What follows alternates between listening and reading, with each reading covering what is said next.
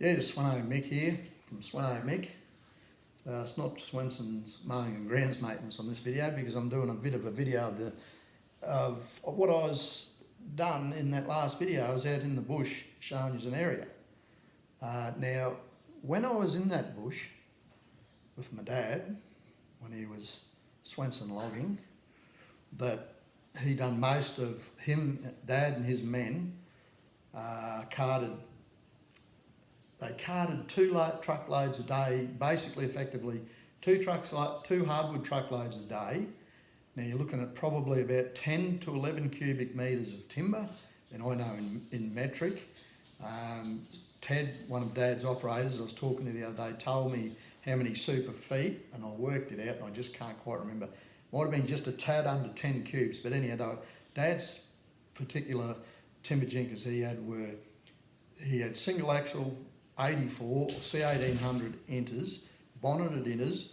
Now they were built, I think he had bought them brand new, or he might have bought one brand new and the other one not brand new, but they're both similar. One was white and one was cream. Trucks were set up both the same. So they were 392 V8 petrols, which people would probably laugh about today. But in the late 60s, early 70s, there were more petrol trucks around than diesels. Simple reason, if you had, say, the equivalent Inter with a 160 Cummins in it, I'd be pretty confident in saying, I wouldn't bet me lefty on this, but I will actually ask a few operators that have driven those trucks, like Teddy Wilkins that used to drive Dad's truck, and he was a mechanic. He used to do a lot of maintenance on Dad's truck, him and Jim Cork on Dad's trucks, sorry, because at any one time Dad could have 3-4 trucks, because he carted bricks. His businesses, Mum and Dad's businesses, carted bricks too. So from PGH at Strathpine all up into the Sunshine Coast, and the business was Suncoast Transport, which he sold that business. Him and Dad and Mum and Dad sold that business. And as I understand, that business still operates today, but not under Suncoast Transport. I think it could be Cloundra Transport, but I could be wrong on that. But a long time ago, he sold that Dad would have sold that because he had sometimes he had 3 brick trucks going, pallet truck and anywhere. Anyhow, I think I've branched upon that before, but I won't go on about that now. But they were 392 V8 petrols, they were bonneted inters, which you see, the one there with crates on the back, that was one of them. They were set up both the same, cab guards on them. Steel fuel tanks, black steel fuel tanks on either side, and a step up in there. They just had an equalising tube, so the fuel tanks would go down at the same time. So those engines, like I said, a 160 Cummins is 160 horsepower. I'm not sure how many foot-pounds or newton metres of torque. We'll say foot-pounds of torque, because we're talking imperial. 392 cubic inch torquey engines, not big revvers. I would say 4,000 revs would have been getting right up there in the rev department for one of them, but I couldn't be 100% sure on that. 5-speed gearbox with a 2-speed diff. Not sure about the breed of the gearbox, whether it was an inner gearbox or whether it would be an Eaton or whatever, I'm not sure. I think they had a number 4 Eaton diff in them. Now they were hydraulic brakes. That was the big downfall with a lot of the trucks out of the 60s. No exhaust brakes, no Jacobs brakes or anything like that, obviously. And you had vacuum over hydraulic brakes. Now, so that's the same as a car. So a vacuum tank, like you got a brake booster. So you had that, and I can't remember if they had a compressor on them, but they had a vacuum tank on the jinker. I do remember that. Now they must have had, because they had a manual handbrake on the tail shaft, like a lot of 4-wheel drives have. So weren't a super heavy truck, but there was a bloody lot of them. That's what a lot of people had up here. But anyhow, I won't go on about those particular trucks. They had 2 of them, and they had quick release turntable to a quick release turntable to a quick release bolster. So you just 4 pins out, endless chain in the shed, endless chain that one off, put it on the bench, then put the bolster on, click those 4 pins in, those spring-loaded pins, and you could adjust forward and back to where you wanted that bolster to sit. To me, it was a really good idea. I haven't seen that since Dad had that set up. I don't think they have it today. But anyhow, this is Mum and Dad on their wedding day. So here we're talking, I think it was 1959, or even maybe just before. So both smart looking, I think. Dad was a bit of a Casanova, which, well, let's face it, probably brought a few things brought their marriage undone, but Dad had an eye for other women too. But that's how things go. That's no big deal. Was for Mum and that, but he was a good-looking bloke. Mum was a good-looking woman. They just probably weren't a match made in heaven. But that's all right. So, getting back onto it, out there we went today. I was talking to Teddy Wilkins, one of Dad's operators, still up here in Maleny. He was a truck driver and a mechanic. He done his mechanical time at George Moffat's garage, Wilson's garage at the top end of town, which I'm going to do a quick video on one day. So he done his apprenticeship there. Ted was, still is a cluey bloke with his mechanics. He's a bloke in his 70s now. I actually specifically asked him a few months ago, which I've touched on. Ted was saying they'd do 2 truckloads of timber a day into Tesh Brothers sawmill. So I reckon they were around about the 10 cubic metres, so you would have been looking at around about 20 cubes a day. Now, Tesh Brothers sawmill had a gantry to unload the truck, which is gone. Parts of the sawmill still exist, but not a hell of a lot. It was a pretty big hardwood mill up here. It was the biggest hardwood mill up here in the hinterland. Conondale Timbers was probably the next biggest one. Conondale Timbers, the mill itself still exists, doesn't work. My ex-brother-in-law Ron Green has it now, and it's just locked up. But it's falling down, I think. It's starting to fall down. I haven't been there for years. I used to work there. But what I was going to say is, so they'd put, we'll say roughly or maybe just under 20 cubes a day into that sawmill at Witter. I remember being as a kid, they had a butterbox into Tesh Brothers sawmill with a crane on it, I think. Might have had a crane rear mounted, I can't remember, bogey drive, which Dad had one of them too in his bricks. Rear mounted crane. They used to crane all their bricks off with the crane truck. But one of Dad's brick trucks, or more than one, a couple of Dad's brick trucks had cranes on the back, and they'd tow, I'd probably call it nearly like a tag along, or you would nearly call it like a little road train setup. So you actually had, by what I can remember, you had an A-frame like a box trailer, went to an axle, then it pivoted on a turntable, and you had an axle back. So you had 2 axles on it, so just one axle at the back, one axle at the front, which pivoted like a road train sort of setup. And he had bogey drive trucks on the bricks. He didn't have any twin steers, mainly Inders, and he also used to dry hire what they call now a Flintstone Mac, which anyone that's into trucks would know what a Flintstone Mac was. I think it was a 238, maybe an Econodyne, I can't remember. It's 238 horsepower anyhow, I think. Something there, Darren Howard can tell you. He had a triaxle trail, and that was a bogey drive. And it was slow, I remember it was slow. It was back in the old Bruce Highway days. He said you'd end up with a bloody, just going to Strathpine, you'd end up with a massive trail of cars behind you on the old Bruce Highway, which went out through Beerburrum, then went out, come in through Caboolture, out through Strathpine. The road still exists. It's a pig of a road for ups and downs. I think there's a lot of accidents along there, but anyhow, that's the old Bruce Highway, which is the Steve Irwin way until you get to the old one, then you turn off and go in through Beerburrum, I think. Yeah. Anyhow, I've done plenty of loads with bricks Dad had down there, and also in later years in his Atkinson, carrying bulk cement. They used to blow it into the forages and that, concrete works. But anyhow, so yeah, that I just wanted to say. So you had those trucks. I was talking to Ted, and he was saying that it would chew those V8 petrols would chew. He would leave North Maleny at home in the morning. They'd go. Dad would be already gone in his Landy or old Land Rover ragtop. He'd be up in the bush, or Harry Frisky, or Bob Armstrong, or who was the other days of drivers, if I remember rightly. Con English, all deceased. Dad's deceased, Mum's deceased.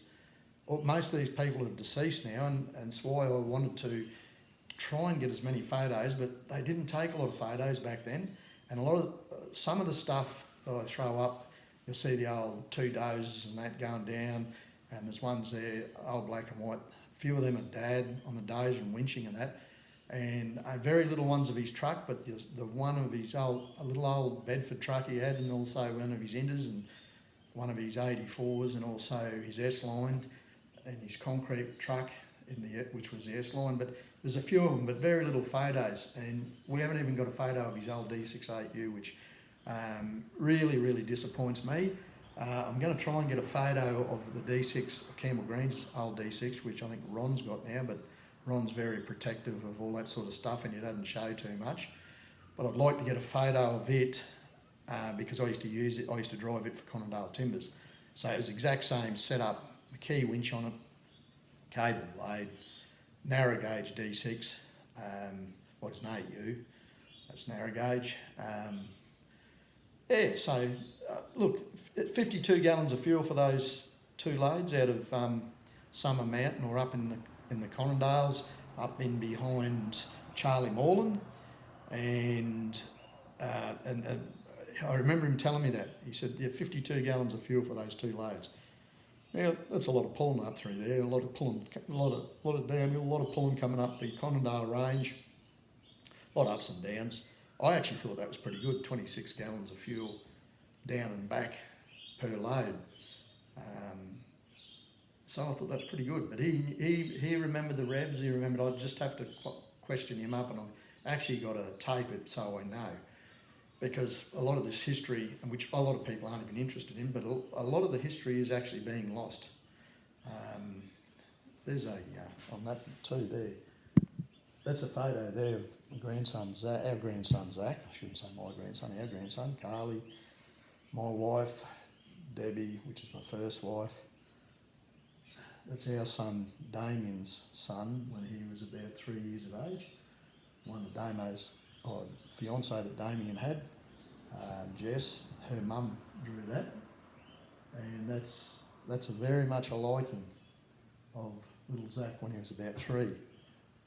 I think it's brilliant, but we just keep it here with Damien's, but we just keep it here. But look, I'm going to leave it at that. So really, I was touched on the fiasco up in the putting out of the campfire. I was thinking about it when I was riding down to the bush there before. There was Johnny Moroney, my sister Helen. They were married. Spike Hillier, which is deceased. Dennis Vine, he's still going. Corey, my mate Corey's dad. I think Corey's mum, she's still going. Dennis had an F-truck, Dennis and Karen, 302 4-speed Cleveland. F-truck, late 70s, mid-70s, it was a beauty. Jim Cork, George Moffat, Wayne Moffat, which is George's son. I think he had a TL, if I remember rightly, and later on an IT-125. Bradley Cork, definitely Brad. My mate Bill, one of my very best mates. I've only got a few mates, and Bill's a great mate, not an effing great mate. He's a great mate, I swear, and I try and keep me swearing out of the videos, but that just slipped. So sorry. Myself, Spike Hillier, yeah, and those boys, they just sit around the camp drinking. So it was a cock-off that George and Jim were having. I worked for George. He was a hard man to work for. I worked for him for 15 years. Right when I turned 15, left school, I worked for him for 1 year and 1 week, and I'd had enough. A nice person in a lot of ways, probably reasonably good community man, but he had his way, and I can tell you now, he was a hard man, and we used to butt heads very regularly, as more than one person did. But anyhow, I'm not speaking ill of the dead, but that's the facts of it. It's like the facts of mum and dad splitting up. It's like the facts of if you're a drinker, you're a drinker. If you're not, you're not. I like to talk the facts. I was a redhead that used to have hair once, but now I'm bald. That's the facts. So you're better off actually talking the facts. But I wanted to talk about that camp, and we still remember it, camping, and almost a punch up over beer being good, beautiful, would have been 4x bitter, I would suspect, being poured on the campfire, and it was just the whole thing about it. It was funny because it was George and Jim arguing, and it was really a cock-off because they both had garages in town. And when I used to work for George, I'd be working on something, and you'd look out and George would be out sitting across the road on the other side of the road looking down. I'll do a little video on it one day and be watching what was going on with Cork's garage down the road opposite Cook Park in the centre of town. So I'm going to do a little run around one morning. I'll just point you out where these garages were, and you'll have a chuckle. But yeah, that was it. But I like documenting what goes on and what has gone on, and it's only documenting most of the time only a dozen or 20 different people's lives that I was involved with growing up, because you in these little towns you always stick with the main, they call you hillbillies because really you always knock around with the same people and everyone knows what everyone's doing. That's the way it is. Same Brad, a good mate of mine at school. Brad and I, as we got older, we didn't have much to do with each other. I'd bump into him, Brad Cork that is. And really sad because Peter Cork, I used to work with him in the meatworks. He was probably 5 years older than me. And he used to work for my brother-in-law in the butcher shop, Johnny Maleny and Helen. And Peter was killed in a car accident at Little Mountain in Cloundra in 1981. He was killed on the first day of September 1981, and it was a massive funeral. Harry, keep quiet, I just got to let these little boys out. So it was a massive funeral, and there was a lot of upset people and a lot of upset girls because the girls loved Pete. He was a good-looking little blondie-headed bloke. So there was Pete, he was killed in a car accident, and he was a road bike rider, and he was killed in a car accident. So it was unbelievable. A lot of people were killed on bikes, but not Pete. He was a passenger in a car. So then Jamesy Tubb, he was married to my auntie, but only for a short time. But he died many years later in his 50s from cancer internally, and it was a really bad cancer, and apparently very painful for Tubb, but I didn't go to that funeral.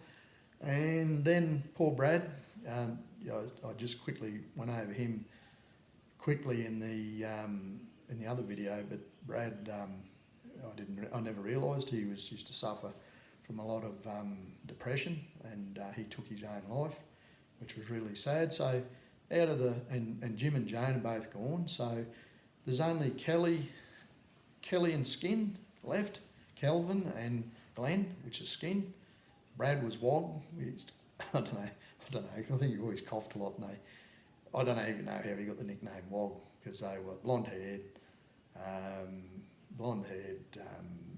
semi-olivey skinned, so there wasn't anything Wog about him. So I think it was because he used to cough a lot, because he was always very chesty. I think he was asthmatic, so they just called him Wog. There was Glenn, which was Skin, or Penguin, and Lil, she's still going, and who else have we got there? Jane, Mrs. Cork, always got on good with Jane. I didn't particularly gel too well with Jim Cork, although we spent a lot of time out in the bush. But like I said, I wasn't extremely close to my dad either.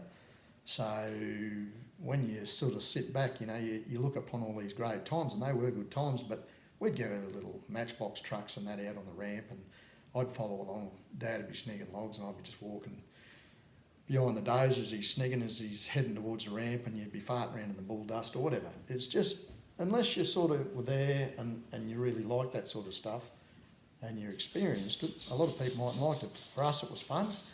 And what else was I going to say? I was going to tell you something else about it. Oh, the D6. I'd sit at the, because they're old pilot start engine, so your little pilot mode to start the main engine. I would sit up at the front down post of the canopy on the left-hand side, and they'd look a big seat in a big wide comfortable vinyl seat, armrests on each side, and the diesel tank was behind you on those old 8Us. And you could sit there, and in the middle of winter, like say weather we're at now, be out in the bush and it was coming on dark, and Dad'd still be snigging, and you just, the down post was about that round, and you'd hold onto it and keep warm. Just hang on a sec.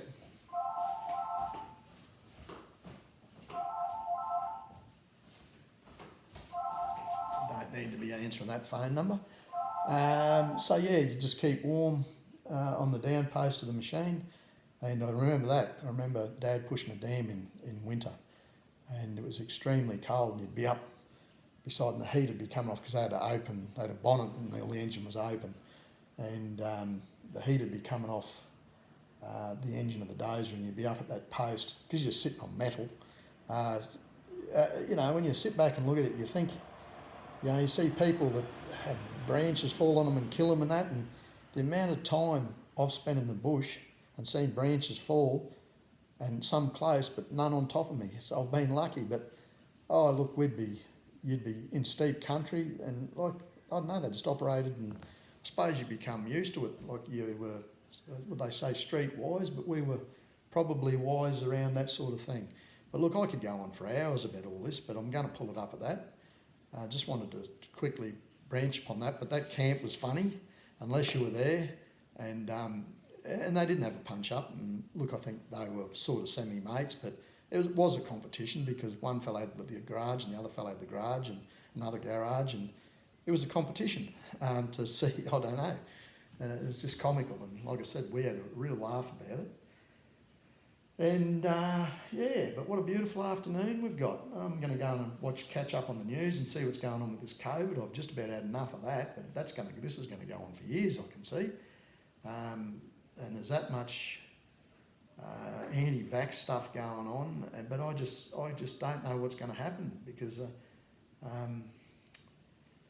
yeah, it's I can't see a way out of it. But we'll wait and see. I'm going to leave with that anyhow. Sveno Mick from Sveno Mick out. Hope you've enjoyed it, and please tick a like or a thumbs up or a thumbs down and put in a comment. Either way, if you don't want to hear it, I suppose you don't watch it if you don't want to hear it, but it'd be really good if you could put the odd comment in. One of my people that sends me a lot of messages called Hello, Hello. He's probably going to get sick of watching this one because this is a long one. But I appreciate that, I think he's from up at Gympie Way, and he always puts in a comment and he enjoys my little site. And my little site probably mightn't even interest a lot of people unless you're into the same sort of stuff as me. Frankie's getting excited out there, spinning around in circles because he doesn't like people walking past his house. He thinks it's his house and he spins around like a top. But, you know, I appreciate Hello, Hello. He always gives us a thumbs up and a comment and never negative. And, you know, like I say, if you don't like it and you give us a thumbs down, I'd probably prefer you not to give us a thumbs down, or just don't watch it if you don't like what I go on about. But it is nice for people to appreciate it if they do like watching what I talk about. I don't show a lot of stuff riding on the bike. I've got to get myself another GoPro. I used to, but I've got to get a GoPro, but they're not cheap, and I really just can't be wasting money on them at the moment. Plus, a lot of people see people riding motorbikes or whatever. I'll just put my iPad or my iPhone up with my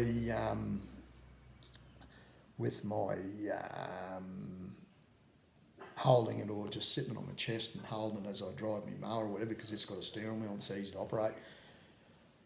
But yes, and plenty of people see people riding a lot faster than me, so that doesn't really matter, but a lot of people are interested in the mowing side of things. But the best one I'd ever had was my brush cutter, when I worked on the council, and it was an electric brush cutter, and we were just coming on lunch, we were just having lunch, and I was we're using this to give it, we just bought, the council just bought it.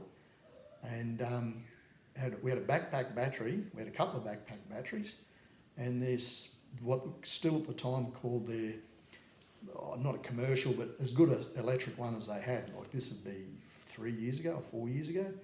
And I videoed Pagey, James Page, a good mate of mine, great bloke to work with. I videoed him using that, and I had 20,000 hits on that video inside 12 months.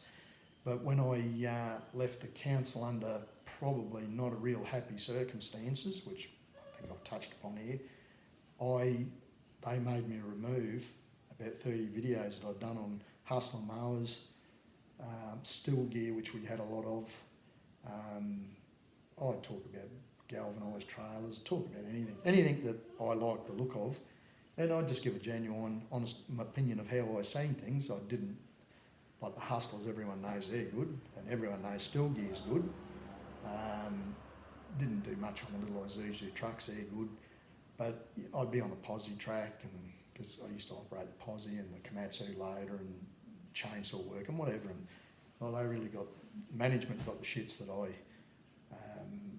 put those little vlogs which I used to do in my lunch hour, because I always eat my big meal at Smoko and just have a piece of fruit at lunch, and I just get sick of blokes on their mobile phones just talking about nothing with their eyes glued to a mobile phone. So I just go out and do a video on whatever, and so we used to have half an hour lunch, and it'd take me about 5 minutes to eat my apple and have a drink of water, and I'd just get the shit. So but they made me remove them. Like I said, 30 or 40, and they carried on. I can sort of say about now, because it's a year and a half down the track, and I really believe that there was probably two particular people, which I wouldn't mention any names, had it in for me. And to this day, I'm not happy, because I've put a lot of effort into that job, and those little videos that they made me remove, and their reason for that is the council was trademarked, and also it might look as though we are biased to using a particular type of gear, and everyone knows Mick Swenson. And I went, what? Everyone knows Mick Swenson. I said, is that right? But anyway, I had to remove them. So, but I had two people that used to go out of the way to give me grief, which I'd sort of never really said too much about. But to this day, it left a dirty taste in my mouth, because a lot of blokes in that council worked bloody hard, and I was one of them. And not even so much after 20 odd years of work, 22 and a half years, I think, of work there, one manager said, see you to me, thanks for your efforts.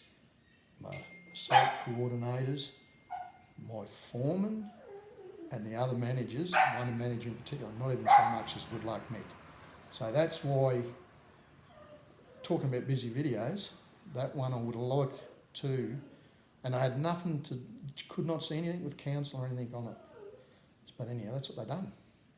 So that's, I sort of never really told too many people, but I'll tell you that now. Because what can they do to me? I'd just like to see them try and do something. But yeah, but I'm not a vengeful person, but when you've got people trying to give you a hard time when you're just trying to do a day's work, it's not real good. Anyhow, I'm going to leave it at that. Sveno Mick out.